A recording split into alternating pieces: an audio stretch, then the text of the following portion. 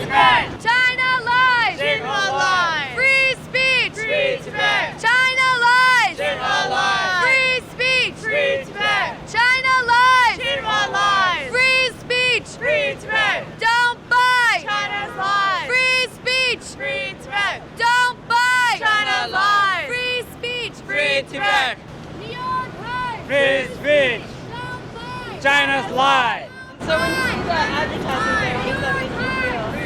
It makes me feel angry at times because the fact that I'm Tibetan and that Xinhua, which spreads lies inside Tibet, which censors everything that happens inside Tibet, is here spreading lies about China and about Tibet. Xinhua is a state-run propaganda, pro-censorship agency, and it should just not be here in New York City. Free speech! Free Tibet! China lies! Xinhua lies! Free speech! Free Tibet! China lies! Xinhua lies! Free speech! Free Tibet!